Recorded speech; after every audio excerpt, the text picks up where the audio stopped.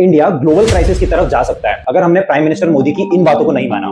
मोदी जी ने रिसेंटली अपनी स्पीच में बोला कि हमें वर्क फ्रॉम होम करना है, हमें डीजल पेट्रोल को बचाना है, हमें फॉरेन ट्रेवल्स अवॉइड करने हैं अगले 1 साल तक के, और हमें गोल्ड की बाइंग कम करनी है। और ये सारी बातें क्यों बोली?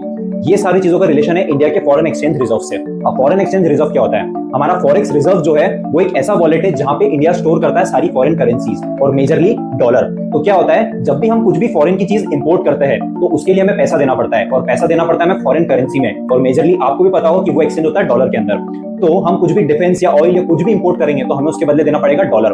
और यहाँ पे जो कि ग्लोबल वॉर क्राइसिस चल रहा है वेस्ट एशिया के अंदर, हमारा जो ऑयल इंपोर्ट है, हम 80 to 90% तक का जो ऑयल है वो इंपोर्ट करते हैं, जिसमें हमारा डॉलर जा रहा है। तो अगर हम ऑयल और पेट्रोल का जो जितना भी यूसेज उसको बढ़ाएंगे तो उस कारण से हमारा फॉरेन रिजर्व जो है वो भी डिप्लीट होता जाएगा।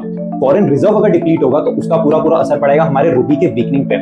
रूपी वीकनिंग होगा तो इन्फ्लेशन बढ़ेगा, इन्फ्लेशन आपके घर तक पहुंचेगा। आपका जो पोहा, आपके घर में ऑयल वॉइल कुछ भी आप यूज करते हो, हर चीज महंगी होगी। इस कारण से मोदी जी कह रहे हैं कि हमें ऑयल का यूज कम करना पड़ेगा। उसके अलावा फॉरेन ट्रैवल और इन सब की बात क्यों कर रहे हैं? फॉरेन ट्रैवल जब आप करते हो तो आप क्या यूज करते हो? आप होटल बुकिंग करते हो, आप वहां पे पैसा खर्च करते हो, शॉपिंग करते हो, किसमें करते हो? फॉरेन करेंसी के अंदर करते हो, डॉलर में करते हो। उससे भी हमारा जो फॉरेन रिजर्व है वो डिप्लीट होता है। उसके अलावा गोल्ड बाइंग के बारे में क्यों बात की है कि गोल्ड बाइंग कम करनी चाहिए? क्योंकि गोल्ड जो हम खरीदते हैं वो मेजरली इंडिया इंपोर्ट करता है। इंपोर्ट कर रहा है मतलब क्या डिप्लीट हो रहा है? डॉलर डिप्लीट हो रहा है। तो भाई और बहनों, ये समझ लो कि अगर हमने ये सारी चीजें फॉलो नहीं करी तो ये जो इन्फ्लेशन जो अभी तक के गवर्नमेंट बियर कर रही है वो हमारे घर तक पहुंचेगा, और घर तक पहुंचेगा तो वो पॉकेट आपकी जाएगी, पैसा आपका जाएगा।